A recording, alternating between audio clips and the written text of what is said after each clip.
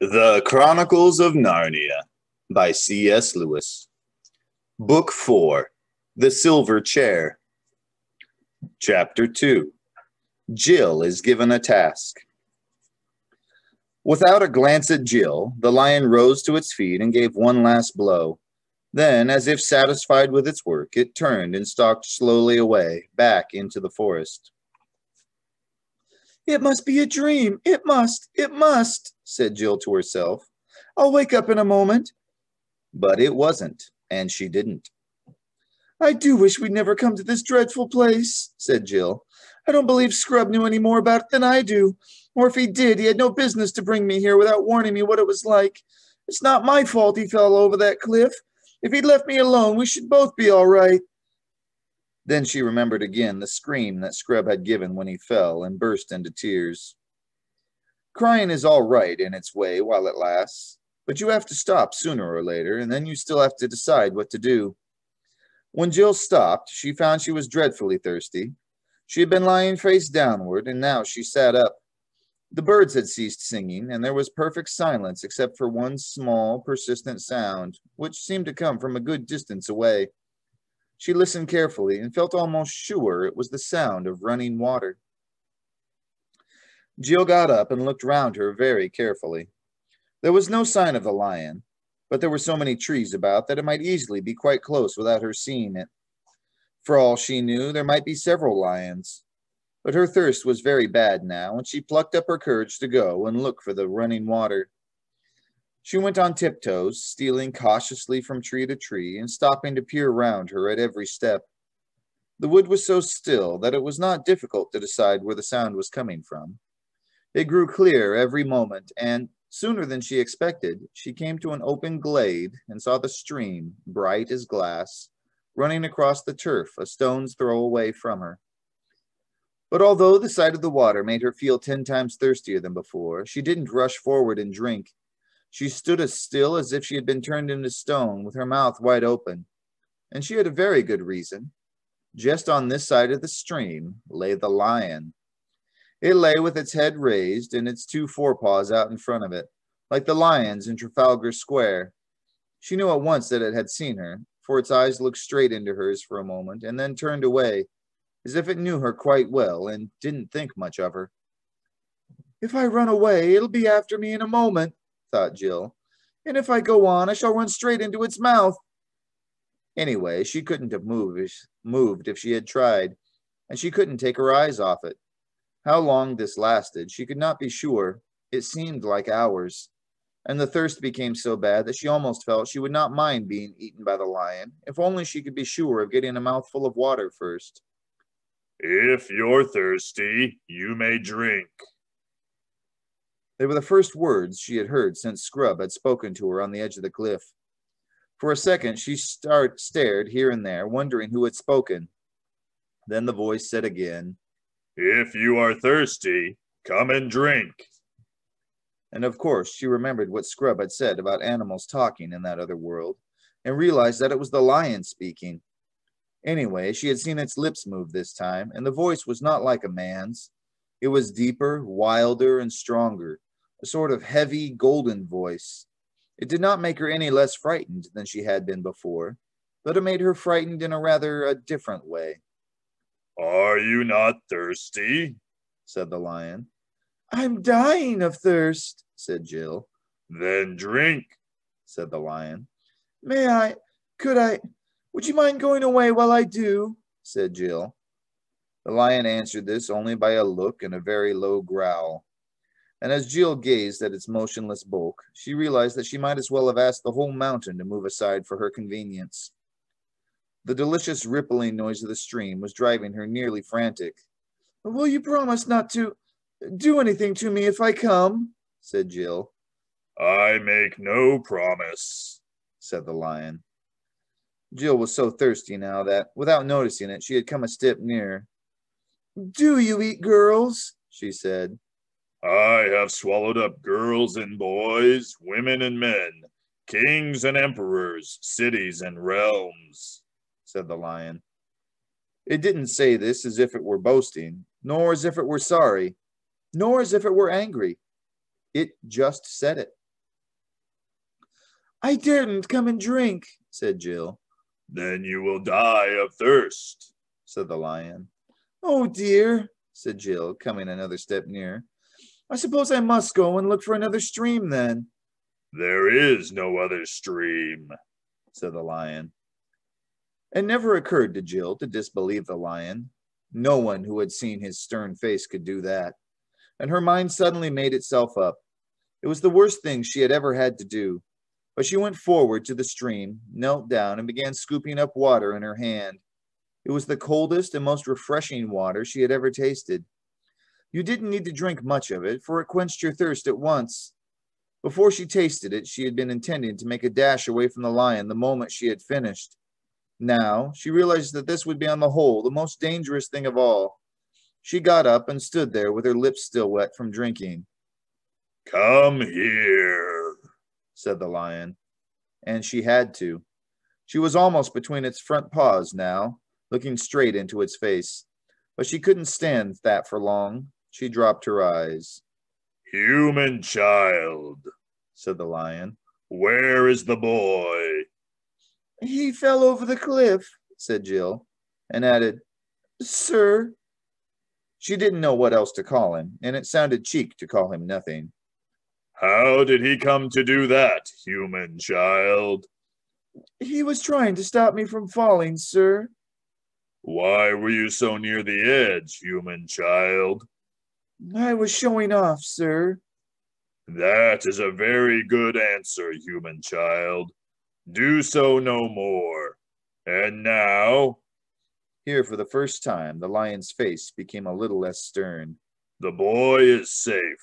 I have blown him to Narnia, but your task will be the harder because of what you have done. Please, what task, sir? Said Jill. The task for which I called you and him here out of your own world. This puzzled Jill very much. It's mistaking me for someone else, she thought. She didn't dare to tell the lion this, though she felt things would get into a dreadful muddle unless she did. Speak your thought, human child, said the lion. I was wondering, could there have been some mistake? Because nobody called me and Scrub, you know. It was we who asked to come here. Scrub said we were to call to somebody. It was a name I wouldn't know, and perhaps the somebody would let us in. And we did, and then we found the door open. You would not have called to me unless I had been calling to you, said the lion. Then you are somebody, sir, said Jill. I am. And now, hear your task. Far from here in the land of Narnia, there lives an aged king who is sad because he has no prince of his blood to be king after him. He has no heir because his only son was stolen from him many years ago, and no one in Narnia knows where the prince went or whether he is still alive. But he is. I lay on you this command, that you seek this lost prince until either you have found him and brought him to his father's house, or else died in the attempt, or else gone back into your own world. How, please? Said Jill. I will tell you, child, said the lion. These are the signs by which I will guide you on your quest. First, as soon as the boy Eustace sets foot in Narnia, he will meet an old and dear friend. He must greet that friend at once. If he does, you will both have good help. Second, you must journey out of Narnia to the north, till you come to the ruined city of the ancient giants. Third, you shall find a writing on a stone in that ruined city, and you must do what the writing tells you. Fourth, you will know the lost prince, if you find him, by this, that he will be the first person you have met in your travels, who will ask you to do something in my name, in the name of Aslan. As the lion seemed to have finished, Jill thought she should say something, so she said, Thank you very much. I see. Child, Said Aslan in a gentler voice than he had yet used. perhaps you do not see quite as well as you think, but the first step is to remember. Repeat to me in order the 4 signs. Jill tried and didn't get them quite right. So the lion corrected her and made her repeat them again and again till she could say them perfectly. He was very patient over this, so that when it was done, Jill plucked up courage to ask, Please, how am I to get to Narnia? On my breath, Said the lion. I will blow you into the west of the world as I blew Eustace. Shall I catch him in time to tell him the first sign? But I suppose it won't matter. If he sees an old friend, he's sure to go and speak to him, isn't he? You will have no time to spare, Said the lion. That is why I must send you at once. Come, walk before me to the edge of the cliff. Jill remembered very well that if there was no time to spare, that was her own fault. If I hadn't made such a fool of myself, Scrub and I would have been going together, and he'd have heard all the instructions as well as me, she thought. So she did as she was told. It was very alarming, walking back to the edge of the cliff, especially as the lion did not walk with her but behind her, making no noise on his soft pads. But long before she got anywhere near the edge, the voice behind her said, Stand still. In a moment I will blow. But first, remember the signs. Say them to yourself when you wake in the morning, when you lie down at night, and when you wake in the middle of the night. And whatever strange things may happen to you, let nothing turn your mind from following the signs. And secondly, I give you a warning. Here on the mountain I have spoken to you clearly. I will not often do so down in Narnia. Here on the mountain the air is clear and your mind is clear. As you drop down into Narnia, the air will thicken. Take great care that it does not confuse your mind. And the signs which you have learned here will not look at all as you expect them to look when you meet them there.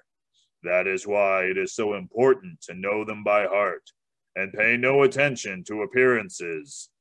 Remember the signs and believe the signs.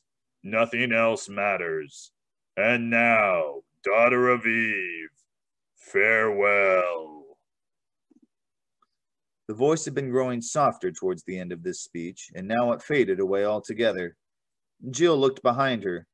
To her astonishment, she saw the cliff already more than 100 yards behind her, and the lion himself, a speck of bright gold on the edge of it. She had been setting her teeth and clenching her fists for a terrible blast of lion's breath. But the breath had really been so gentle that she had not even noticed the moment at which she left the earth. And now there was nothing but air for thousands upon thousands of feet below her. She felt frightened only for a second. For one thing, the world beneath her was so very far away that it seemed to have nothing to do with her. For another, floating on the breath of the lion was so extremely comfortable. She found she could lie on her back or on her face and twist any way she pleased, just as you can in water, if you've learned to float really well. And because she was moving at the same pace as the breath, there was no wind, and the air seemed beautifully warm. It was not in the least like being in an aeroplane, because there was no noise and no vibration. If Jill had ever been in a balloon, she might have thought it more like that, only better. When she looked back now, she could take in for the first time the real size of the mountain she was leaving. She wondered why a mountain so huge as that was not covered with snow and ice. But I suppose all that sort of thing is different in this world, thought Jill. Then she looked below her, but she was so high that she couldn't make out whether she was floating over land or sea, nor what speed she was going at. By Jove, the signs, said Jill suddenly. I'd better repeat them. She was in a panic for a second or two, but she found she could still say them all correctly. So that's all right, she said, and lay back in the air as if it were a sofa with a sigh of contentment. Well, I do declare, said Jill to herself some hours later. I've been asleep. Fancy sleeping on air. I wonder if anyone's done it before. I don't suppose they have. Oh, bother. Scrub probably has. On this same journey, a little bit before me. Let's see what it looks like down below. What it looked like was an enormous, very dark blue plain.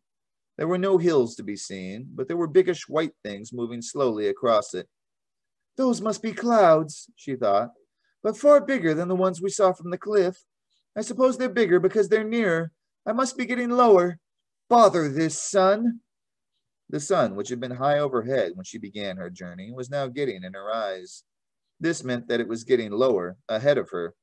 Scrub was quite right in saying that Jill, I don't know about girls in general, didn't think much about points of the compass. Otherwise, she would have known, when the sun began getting in her eyes, that she was traveling pretty nearly due west.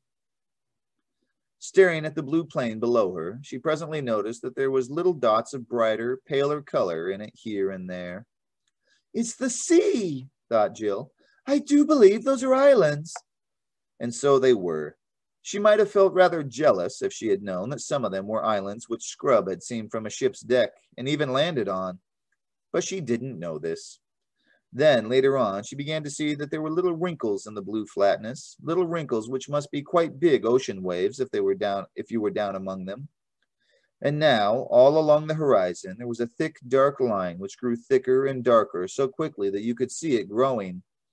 That was the first sign she had had of the great speed at which she was traveling, and she knew that the thickening line must be land. Suddenly, from her left, for the wind was in the south, a great white cloud came rushing towards her, this time on the same level as herself, and before she knew where she was, she had shot right into the middle of its cold, wet fogginess. That took her breath away, but she was in it only for a moment. She came out blinking in the sunlight and found her clothes wet. She had on a blazer and sweater and shorts and stockings and pretty thick shoes. It had been a muddy sort of day in England.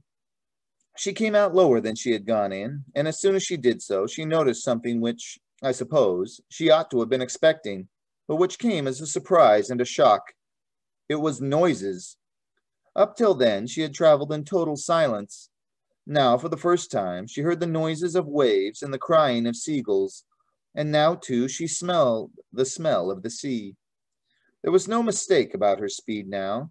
She saw two waves meet with a smack and a spout of foam go up between them. She had hardly seen it before it was 100 yards behind her. The land was getting nearer at a great pace. She could see mountains far inland, and other nearer mountains on her left. She could see bays and headlands, woods and fields, stretches of sandy beach. The sound of waves breaking on the shore was growing louder every second and drowning the other sea noises. Suddenly, the land opened right ahead of her. She was coming to the mouth of a river. She was very low now, only a few feet above the water. A wave top came against her toe, and a great splash of foam spurted up, drenching her nearly to the waist. Now she was losing speed. Instead of being carried up the river, she was gliding into the river bank on her left. There were so many things to notice that she could hardly take them all in. A smooth green lawn, a ship so brightly colored that it looked like an enormous piece of jewelry, towers and battlements, banners fluttering in the air, a crowd, gay clothes, armor, gold, swords, a sound of music. But this was all jumbled. The first thing that she knew clearly was that she had alighted and was sitting under a thicket of trees close by the riverside, and there, only a few feet away from her, was Scrub. The first thing she thought was how very grubby and untidy and generally unimpressive he looked.